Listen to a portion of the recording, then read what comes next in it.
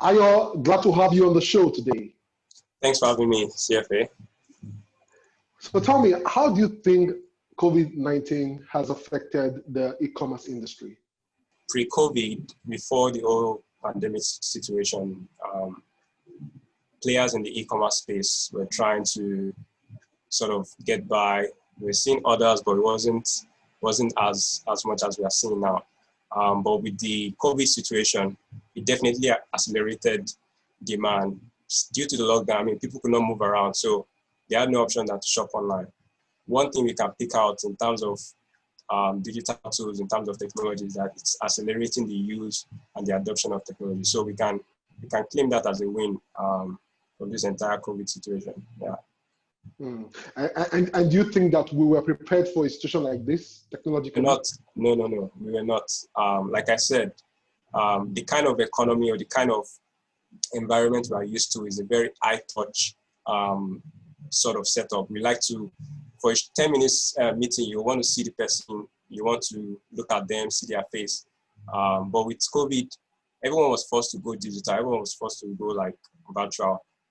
We were not prepared, but I mean, within a space of one month, everyone already saw the new reality, and then they started adopting tools like on a Zoom call now. Normally, this would have been me coming into your studio to have some fancy setup and everything, but you see, we have to adapt rather, and just make use of the best we have, right? So I think it's a plus generally, yeah.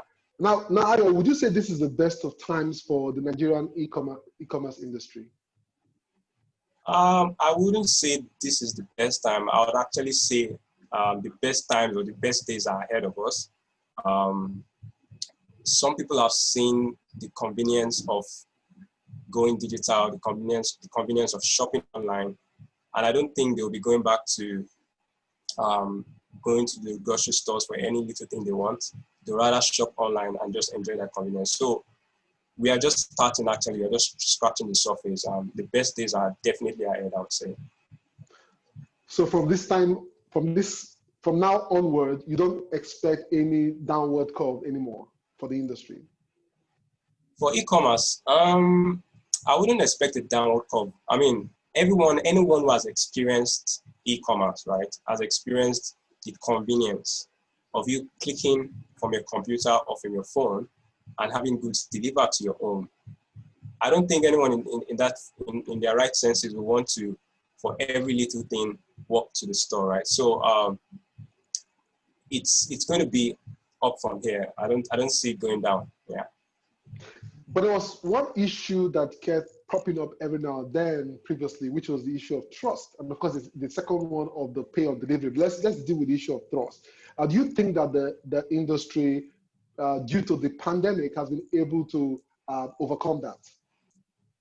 Not entirely. So yes, trust is a big deal. It's causing a big gap in the adoption. But I also think that to solve that challenge, it's going to lie in the hands of the merchants, right? It's going to lie in the hands of the platform providers. Yes, there's a general trust gap, but if merchants actually decide that, okay, for our own service, for our own delivery, we're going to ensure that the customer's experience is optimal. It's one that would deliver an experience that makes them want to shop again. It's one that would build trust rather than tear it apart. Then such merchants will definitely be seeing positive results because people are going to attribute that experience to them. Even though there's a gap generally in the society, they can say, oh, I know this merchant, they will never deliver one day late. So if merchants can take that bold step or can make the effort to ensure quality service delivery, right, to ensure that, okay, we said we're going to deliver in 24 hours and then 24 hours is 24 hours, then people are going to attribute that experience to them. And you know, word of mouth, once they keep at it and they're consistent, the word will spread around. And that's how we can actually grow the ecosystem. When people see that, okay, this is what these guys are doing, everyone is going to step up. Everyone wants to be the last man, right? So we just need a few players to step up the game and then everyone comes up. So I hear you clearly about, service delivery, but what about the issue of the fact that you order one thing and then you receive something of maybe low quality, or it wasn't what you expected. What How I do we got deal with that versus aspect of, yeah, exactly. it's still the same response, because again, what matters is the customer experience. What matters is what the customer is getting in the end. If I know that if I shop from this particular merchant, I'm not sure of the authenticity of the goods I'm getting, then maybe the first experience I'll get my fingers burned, but subsequently I wouldn't shop again. So merchants need to think long term, right? And those guys that are selling substandard or low quality goods, they are just in for the quick win, and they know that they can't. I mean, it's not sustainable. So we just need a few merchants to deliver quality, and then everyone will step up. Okay, let's talk about pay on delivery. Okay. Do you think it's still a necessary evil, or it's time to go? It's a mix, right? It's a mix, I would say. Depending on the kind of merchant, depending on the kind of product, etc., depending on the value of the transaction, it's always a mix. Some people would be hesitant once the transaction value is exceeding a certain amount. They would never ever put their card details online. You know that. So they will say, "Bring it, let me see, and then I'll pay you." And then the merchant will say, "Okay, I know what's at stake, right?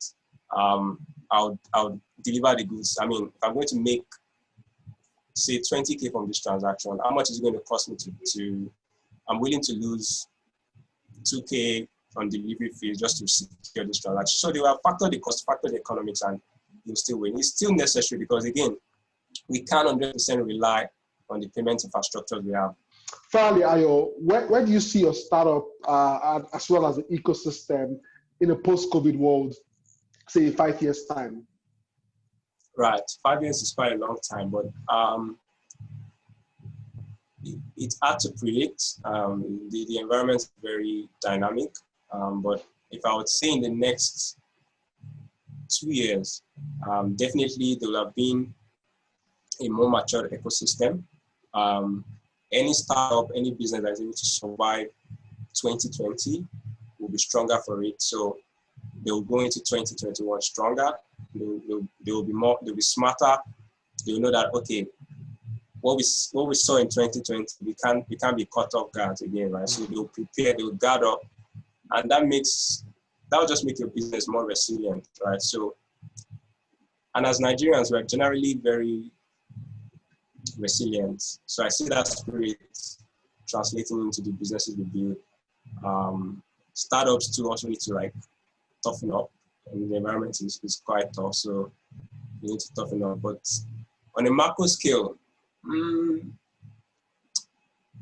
environment is very dynamic. It's hard to predict. If you get to 2021, something can happen now. So I actually can't say this is how things will be. But what I can say is businesses operating and startups operating need to, I'll be frank, you need to think on a global or on a Pan-African scale, right?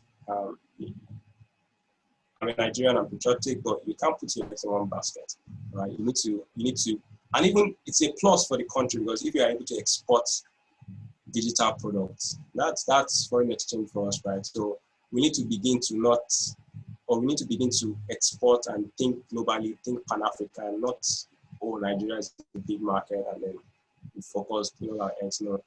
From day one at Loystar, we knew that we were not necessarily a Nigerian company. Today, we have merchants from the US, Gambia, Ghana.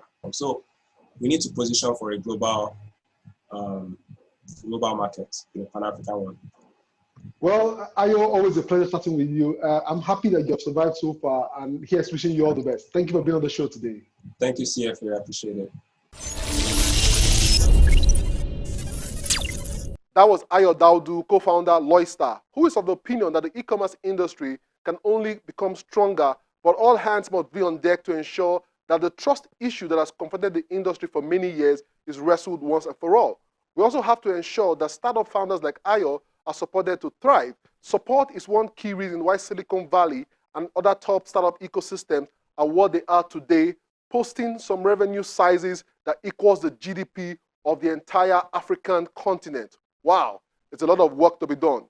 We've come to the end of the show, but it doesn't end here. The conversation continues online. We are Tech Trends TV on social media. Also watch the show on Channels TV YouTube or cfablog.ng. For Tech Trends, I'm Chukwemeka Agbata.